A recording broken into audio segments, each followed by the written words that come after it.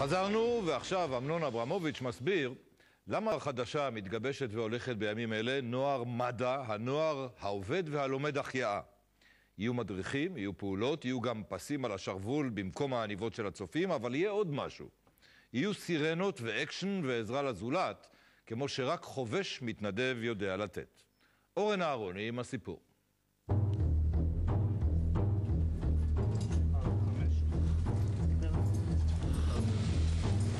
1, 2, 3, 4, 5, 6, 7, 8, 9, 10, 1, 2, 3, 4, 5 הגילה של 6 1, 2, 3, 4, 5, 6, 7, 8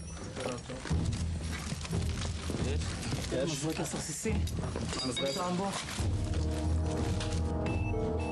שוק לא לגעת שוק הקרב על חייה של בובה 37316 אולי לא הוכתר כהצלחה. בסוף הוא נפטר. הזמין אותנו מאוחר מדי, אין מה לעשות. עכשיו עומדת בפני הילדים והמדריכים האלה עוד משימה, להקים תנועת נוער, שתתחרה בתנועות הוותיקות כמו הנוער העובד או הצופים.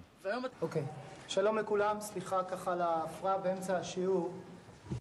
לי קוראים שלמה, אני אחראי על תחנת מגן דוד אדום ביוקנעם. כמו שיש הרבה תנועות נוער במדינת ישראל, במגן דוד אדום החליטו שהגיע הזמן להקים תנועת נוער. התנועת נוער שלנו מהפעילות של מגן דוד אדום היא תתבטא יותר בעזרה הומניטרית, זה אומר עזרה לנזקקים, לקהילה.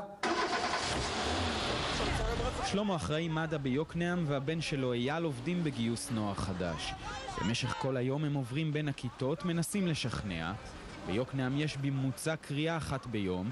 דווקא בערב שבו שלמה הצליח לכנס כמה מתעניינים, זה קורה. חבר'ה, ערב טוב לכולם. ערב טוב, שקט שנייה אחת. אני מתנצל בפני כולם, אני חייב לצאת לטפל בתאונת דרכים. תכף יסבירו לכם המתנדבים הנוספים כאן מה שקורה, אוקיי? ערב טוב, תודה שבאתם, תקבלו פה הסבר מלא עכשיו.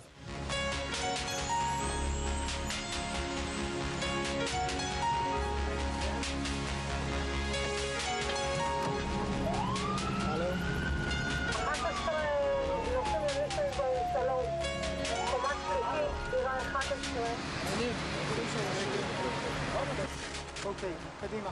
אייל, אני רוצה מיטה, תורידו אותה לשכיבה. בסדר גמור. הוא בסדר, הוא בסדר, הוא בסדר. צביקה, בסדר, בסדר. הם מגיעים ראשונים לכל מקום, מבצעים החייאה, חובשים, אחד עוזר לקבע את הפצוע לאלונקה, השני יחדיר עירוי. אתה נמצא במקרה, לפעמים בדרך כלל המקרה קשה. ההרגשה מולך, מול הפצוע, מול המשפחה לא נעימה. כל אחד מצטרף מסיבות אחרות, אבל המכנה המשותף ברור, לעזור להציל. זה מה שעושים בתנועת נוער של מד"א. זה נותן איזושהי תחושת סיפוק לבוא לבן אדם ברגע הכי קשה שלו, שהוא עושה תאונת דרכים.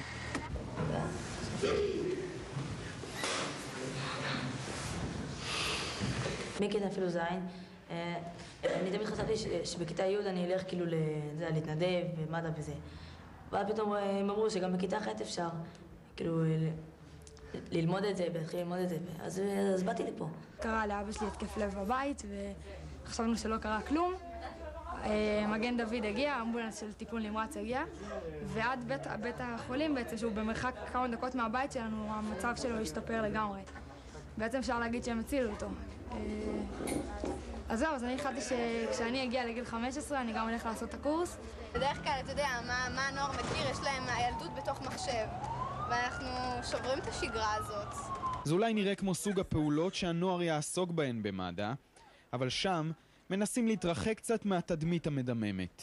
זה החיבור שאנחנו רוצים, להחליף אקשן ממקרים אטרקטיביים, אקזוטיים של דם ועניינים, להחליף אותם לסיפוק מעזרה לאנשים. אז החורף מתקרב ואנחנו צריכים להכין את כל אמצעי החימום, אז הייתי רוצה שהמשימה שלנו תהיה היום בנושא של החימום, לארגן את כל התנורים במקום אחד שיהיה נגיש להם. במד"א יודעים שכדי להתחרות בשוק תנועות הנוער לא רק העזרה לקהילה חשובה אלא גם הסמלים. אם לחולצות הכחולות מוסיפים חרוזים ובצופים סרט סביב הצוואר, אז במגן דוד אדום חשבו על משהו אחר. אז יש למורן סיכה של מישהו שילד באמבולנס. יש לה לחזה סיכה של בוגרת טהרן, תחנות לאירוע רב נפגעים. אצלנו במד"א יש את השרוול. השרוול האדום זה מתנדב נוער ברמת מגיש עזרה ראשונה, כמו שמורן כאן.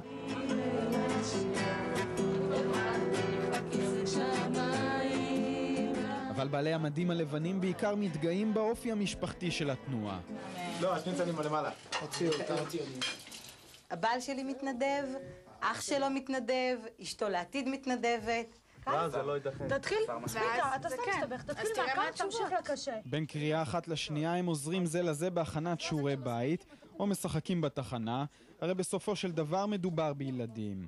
במד"א מקפידים לא לחשוף אותם למראות קשים כמו לדוגמה פיגועים, אבל גם בלי זה, יש מצבים שיכולים לגרום להם להתבגר ברגע. לפני מספר חודשים יצא לנו להגיע לתאונת דרכים ביחד, והגענו לתאונת דרכים מאוד מאוד קשה. רכב שהתהפך, כל הצוות שהיה, כל אחד תפס איזשהו מקרה. אני התחלתי לבצע החייאה על בת 4.5, מקרה מאוד מאוד קשה. ובשלב מסוים היה לי ברור שהיא נפטרה, אבל המשכתי בכל זאת לבצע החייאה עד שרופא הגיע למקום.